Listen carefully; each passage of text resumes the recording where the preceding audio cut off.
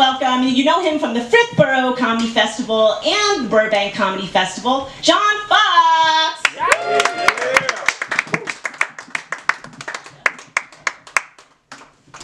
All right, keep it going for Kate, everybody.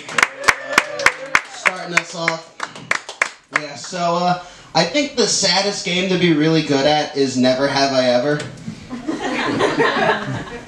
Yeah, I know this because I win all the time. I win all the time at Never Have I Ever. Yeah, it's the only game where you can feel like both a winner and a loser at the exact same time. It's like, you know what, I'm the champ tonight, but at what cost? I guess I haven't experienced life. Yeah, it gets so sad at one point that like you're the only sober one and you're looking at all your drunk friends just like, wow, I'm the only one in this room that hasn't gotten roadhead. I need a car. I desperately need to invest in a car. Yeah, I definitely need to get the rest of my adult life together because I think my body-wise I peaked.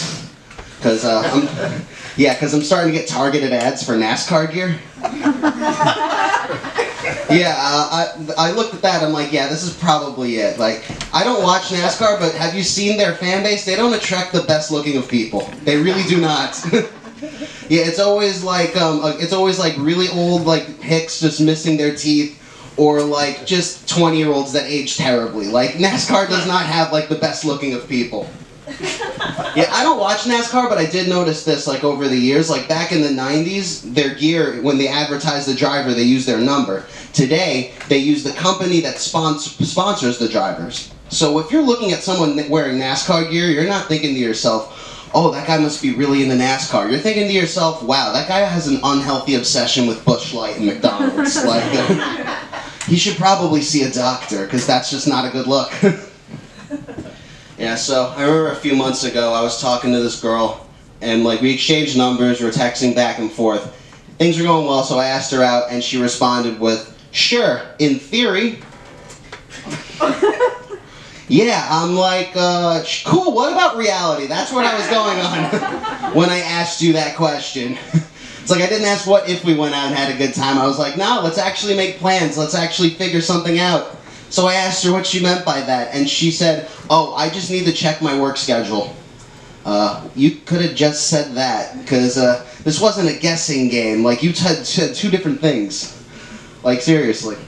I feel like every time I tell that joke, like, there's women in the audience that don't laugh, and they're like, oh, now I got something to tell guys when I don't want to go out with them. It's like, this is a new one. I gotta write this down. Yeah, I'm not really a big fan of dating. Like, this is the best way I can describe dating for myself. My parents once told me a story about a time where my uncle, he once swallowed his own tooth, crapped it out, found it, then put it back in his mouth. Yeah. I was 6 when my parents told me that story. Yeah, as a kid, I'm like, oh, that's gross. As an adult, I'm like, oh, that's dating. Because I'm literally searching through crap to fill an opening inside of me, because that's what I'm doing. Yeah, my uncle's from New Jersey, if you couldn't tell. Yeah, I was actually seeing family out in Jersey not too long ago, and I was talking to that same uncle, and I'm pretty sure he's homophobic. Yeah, anyone got a homophobic uncle?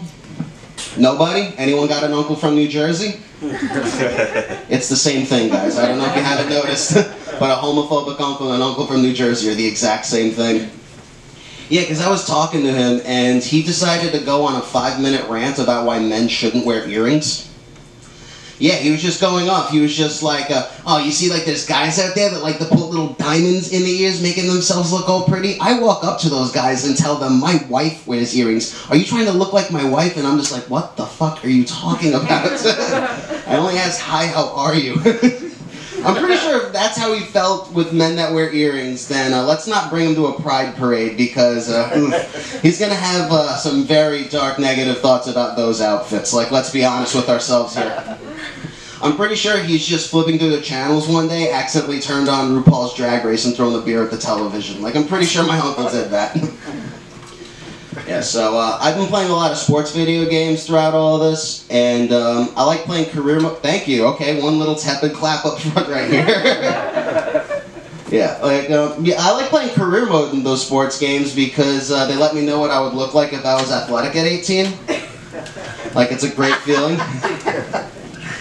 Yeah, and I've been playing a lot of NBA 2K, and the one thing I've noticed about NBA 2K is they don't acknowledge race. but I really think they should. They really should, because no matter what you make your player look like in NBA 2K, you automatically grow up in the projects. I'm pretty sure nobody wants to hear what I have to say about what it's like to grow up in the projects. Like, even if I grew up like Eminem in 8 Mile, nobody cares what I have to say about the struggle. Just look at me. Nobody cares. Yeah, and like, I remember like this one year, like, when I was playing, they let you pick your own entrance song, and the only song I liked was Rosa Parks by Outkast. Yeah, you guys know? Everybody go to the back of the bus. So basically, I created an environment where a white guy in a predominantly black sport just dancing to the lyrics, everybody go to the back of the bus. That's the environment that I created. If that was if that happened in real life, that would ignite a blogger. Yeah, it would just be like, oh, you're okay with this? I mean, just this guy, he's white, just telling all of his teammates to go to the back of the bus. He's Mr. Superstar, just tells everyone to go to the back of the bus. It's like, come on, seriously. Alright, so, yeah, I accidentally lied on my COVID test a few months ago, and before you judge me, I tested negative, before you judge. Yeah, it was that question where they asked you, did you travel out of the state within the past 2 weeks? And I forgot I was in New Jersey a few days ago. And when you're traveling constantly from New York to New Jersey, you don't consider that traveling out of state. You just consider it traveling.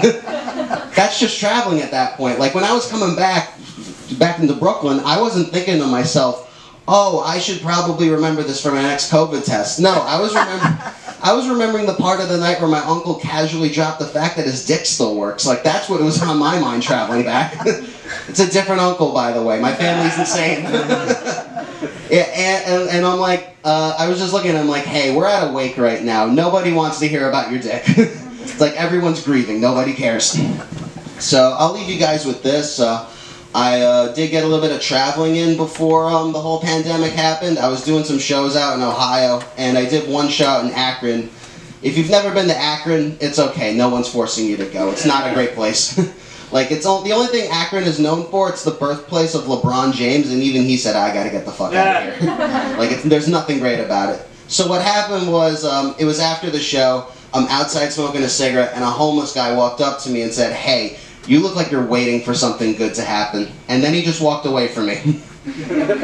I'm like, wow. I apparently looked so depressed that a homeless guy walked up to me and said, hey, I have no one to turn to, but you're bumming me out. This is starting to look sad. All right, I'll leave you guys off with that. Thank you, guys.